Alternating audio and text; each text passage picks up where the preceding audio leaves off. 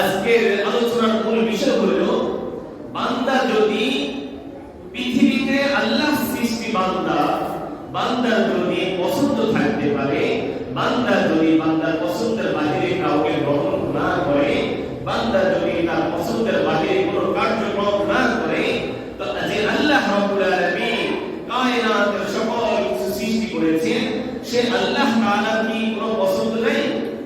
কথা বলেন। হ্যাঁ হ্যাঁ হ্যাঁ। ও মুসলমান, আল্লাহ রাব্বুল আলামিনের পছন্দ নিয়ে আজকে আলোচনা।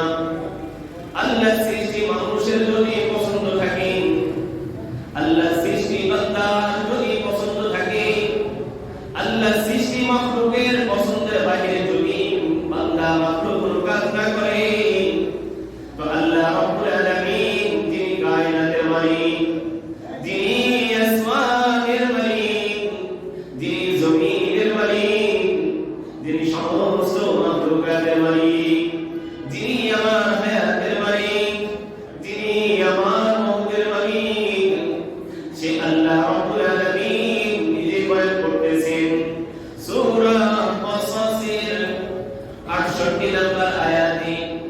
আল্লাহ রাব্বুল আলামিন নিজে বলেন, রাব্বুকা ইয়াখলুকু মা ইয়াশা'উ ওয়া ইয়াখতার মা কানা লাহুমুল খিয়রা সুবহানাল্লাহি ওয়া তাআলা আম্মা ইউশরিকুন। ইমানের আওয়াজে বলি আল্লাহু আকবার। আর চিৎকার করে বলি আল্লাহু আকবার। আল্লাহ রাব্বুল আলামিন নিজে নিজের পছন্দের কথা বলেছেন।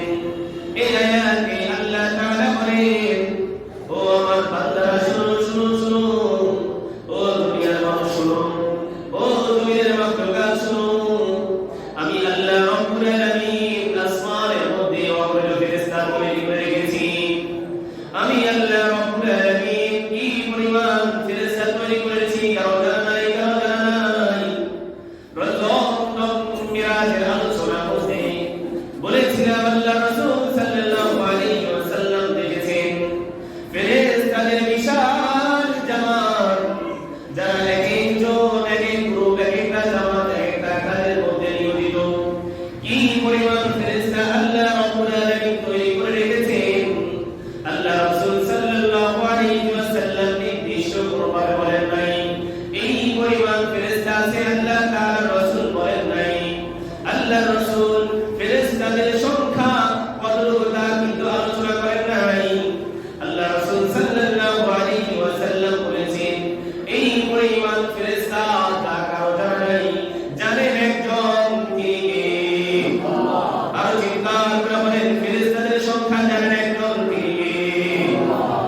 আল্লাহ রাসূল সাল্লাল্লাহু আলাইহি ওয়াসাল্লাম বলেন, আল্লাহ তাআলা বলেন এই যে বিশাল ফেরেশতাদের জামাত তোমরা দেখেছো শুনেছো, ফেরেশতাদের জামাতের মধ্যে আমি আল্লাহ রাব্বুল আলামিন চারজন ফেরেশতাকে নিযুক্ত করেছি।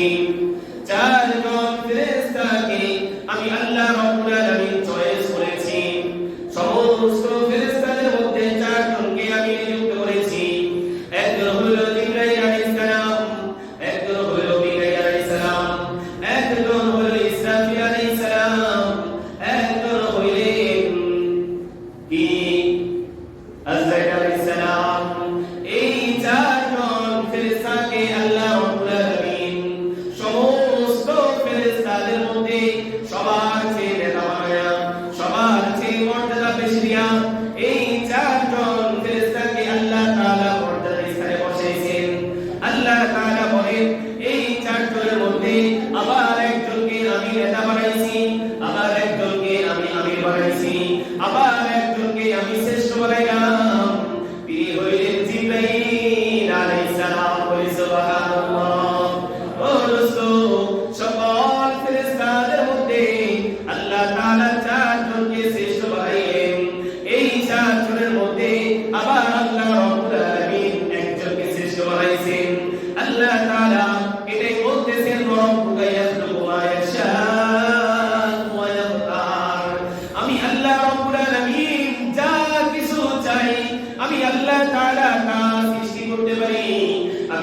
রাব্বুল আলামিন যাকে ইচ্ছা তাকে আমি সম্মানের স্থানে বসাইতে পারি সুবহানাল্লাহ।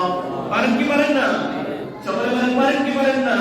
ও দোস্ত, আল্লাহ রাব্বুল আলামিন বলতেছেন রাব্বুকা ইয়াখলুকু মা ইয়াশাউ ওয়া ইয়াখতার। ও আমার বান্দারা শুনো শুনো শুনো, আমি আল্লাহ রাব্বুল আলামিন ফেরেশতাদের বিশাল জামাত তৈরি করেছি, বিশাল ফেরেশতাদের বাহিনী কইরা তাদের মধ্য থেকে আমি আল্লাহ রাব্বুল আলামিন চারজনকে শ্রেষ্ঠ বানাইছি। এই চারজনের মধ্যে আবার আমি আল্লাহ তাআলা একজনকে নেতা বানায় দিয়েছি, তিনি হইলেন জিবরাইল আলাইহিস সালাম। সুবহানাল্লাহ।